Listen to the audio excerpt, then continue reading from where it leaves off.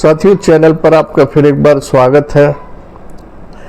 साथियों, समय अपनी चाल से चलता रहता है। जब हमारे पास दुख होता है, किसी के पास दुख होता, तो समय नहीं कटता, लेकिन समय की चाल वही रहती है जो सुख में रहती है। दुख में हमें समय बड़ा लंबा लगता है, दुख की रातें बड़ी लंबी लगती हैं, दिन नहीं कटते दुख में। और सुख में पता नहीं चलता कि कब समय गुजर गया। सोचते हैं कि समय और होता, कि समय बड़ी जल्दी गुजर गया। सुख में समय जल्दी गुजरता है और दुख में बड़ी देर से गुजरता है। ऐसा नहीं है, समय की चाल एक सी है।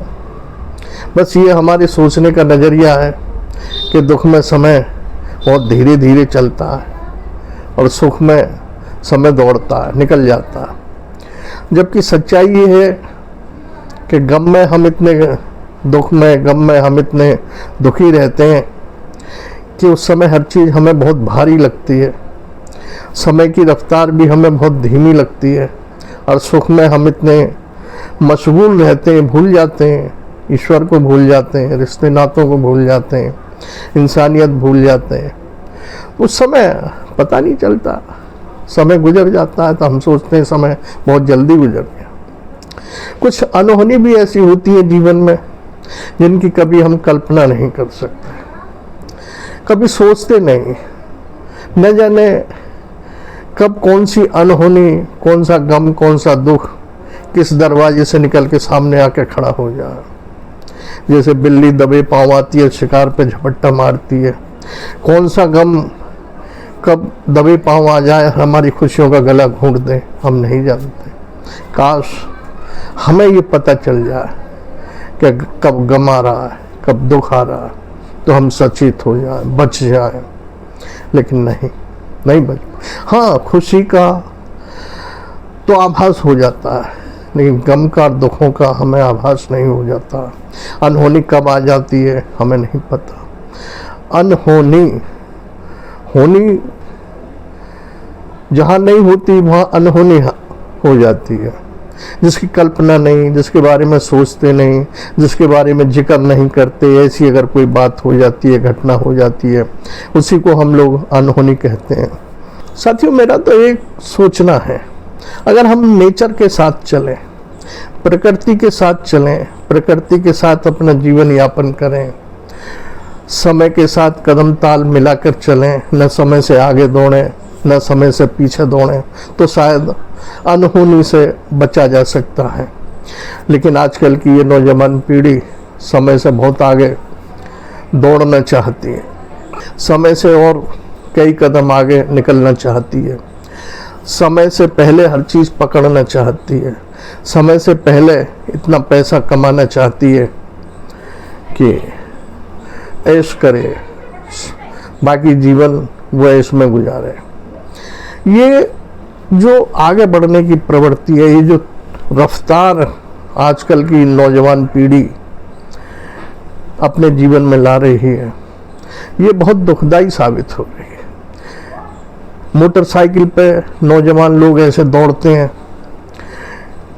हाई स्पीड पे चलाते हैं बाइक को, कहीं एक्सीडेंट हो जाए उन्हें परवाह नहीं, खुद उनके हाथ पैर टूट जाए उन्हें परवाह नहीं, खुद वो अपनी ज़िंदगी से हाथ धो बैठे हैं, उनके पीछे उनके परिवार वाले रोते रहे, उन्हें परवाह नहीं, सोचते ही नहीं है। ऐसा नहीं है कि उनके माँ बाप या शुभचिंतक उनसे मना नहीं करते होंगे कि बेटा ज़्यादा तेज़ मत चलाओ, बाइक गाड़ी ज़्यादा तेज़ मत चलाओ, लिमिट में चलाओ, इतने में चलाओ जितना तुम कंट्रोल कर सकते हो। लेकिन नहीं, ये नौजवान बात नहीं मानते। इन्हें तो जल्दी है समय से हर चीज़ पाने की, समय से पहले पहुंचने की। इतनी ही जल्दी है तो भाई इस जल्दी को किसी अच्छे काम में लगाओ, अच्छे संस्कार हासिल करने में ये जल्दी दिखाओ, अच्छी आदतें पालने में ये जल्दी दिखाओ, बुरी आदतें पालने में जल्दी मत दिखाओ। सोचो समझो, बाइक आपके नीचे है, उसको तेज दौड़ाने में जल्दी मत दिखाओ। जिंदगी आपकी है, वो लोहा है, ठुक पिट के सही हो जाएगा, ना भी होगा तो दूसरी ले लोगे अगर पैसा होगा। अगर आपका अंग भंग हो गया, हाथ पैर टूट गए, क्या होगा? दिव्यांग हो जाओगे। जिंदगी से ही हाथ धो बैठे तो क्या होगे? रोते बिलखते अपने परिवार को छोड़ जाओगे, क्या होगा? आप तो चले जाओगे, लेकिन परिवार का दुख कौन संभालेगा? परिवार पर जो दुख का पहाड़ टूटता है उसका क्या? आप 4 व्हीलर चला रहे हैं, नियम के साथ चलाइए। गवर्नमेंट ने भी जगह जगह नियम लिख रखे हैं कि हाँ, इस गाड़ी की ये स्पीड होनी चाहिए, ये गाड़ी इस लेन में चलनी चाहिए। उसको फॉलो करो, उसको मानो। पढ़े लिखे हैं आप, उसके बावजूद भी नियम उल्लंघन कर रहे हैं तो अनहोनी तो निश्चित है कि होनी है। और जब अनहोनी होनी है तो परिवार पर दुख का पहाड़ भी टूटना है। साथियों, बात मैं कर रहा हूँ यहाँ एक संजय कुमार सिंह की। गया जिले का, गया शहर में रहने वाला एक प्रतिष्ठित परिवार, आर्थिक रूप से संपन्न परिवार। पूरे गया जिले में इस परिवार की प्रसिद्धि थी क्योंकि संजय कुमार सिंह एक सॉफ्टवेयर कंपनी चलाते थे।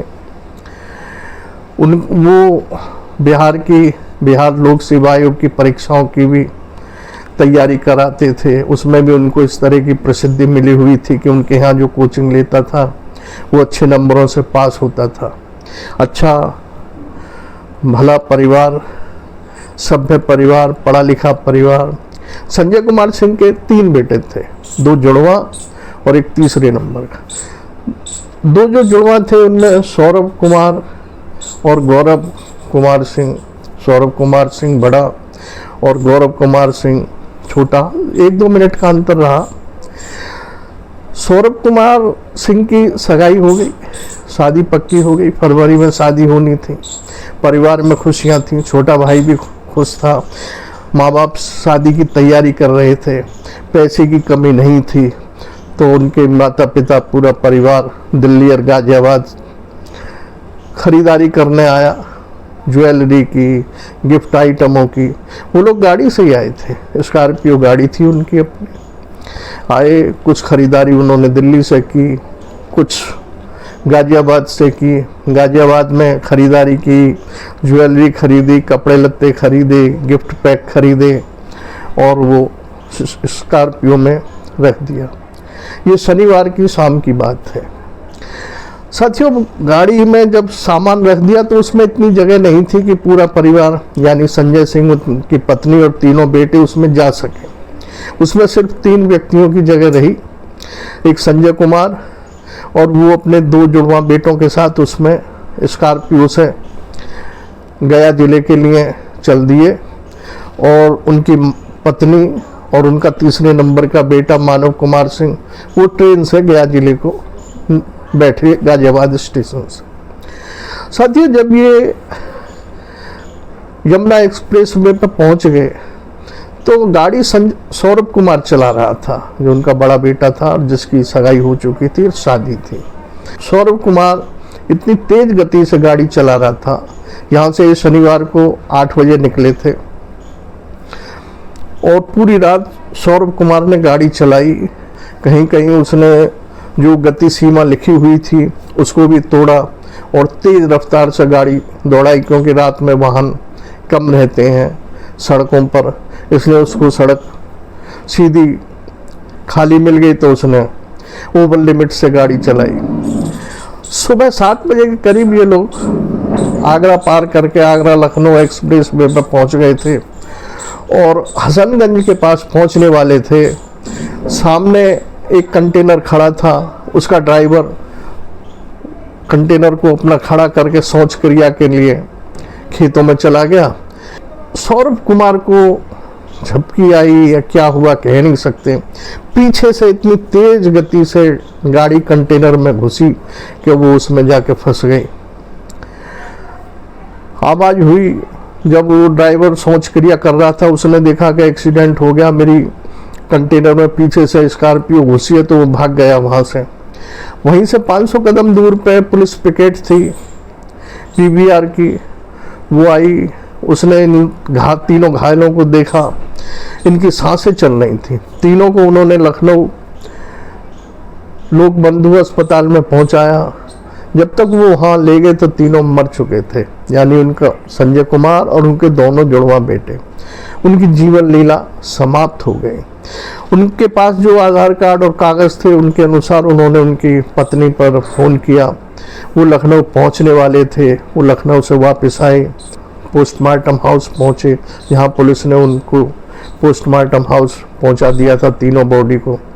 साथियों, रफ्तार, अब ये तीन जिंदगी चली गई, पिता गया, दोनों बेटा चले गए, लेकिन काश संजय कुमार थोड़ी समझदारी से काम लेते, अदल बदल के गाड़ी चलाते, या काश सौरभ कुमार पूरी रात खुद ना गाड़ी चलाता, अपने पिताजी को कुछ समय चलवाता, छोटे भाई को चलवाता। अगर नींद आ रही है, झपकी आ रही है, तो कह देता कि मुझे नींद आ रही है, थकान हो रही है, लेकिन नहीं। ये जो रफ्तार है वाहनों के साथ अपनी ज़िंदगी को आगे बढ़ाने की, ये हमारी नौजवान पीढ़ी को, होनहार पीढ़ी को लील रही है, दबोच रही है। आखिर क्यों इतनी रफ्तार है? क्यों हम लोग, क्यों नौजवान पीढ़ी अपनी जिम्मेदारी नहीं समझती कि उनकी जिम्मेदारी उनके परिवार के लिए कितनी महत्वपूर्ण है, समाज के लिए कितनी महत्वपूर्ण है। सौरभ कुमार का तो बिहार के शिक्षा बोर्ड में चयन भी हो चुका था और इसको सरकारी नौकरी मिलने वाली थी। ये तो चला गया, अपना भाई भी साथ ले गया, अपने पिताजी को भी साथ ले गया।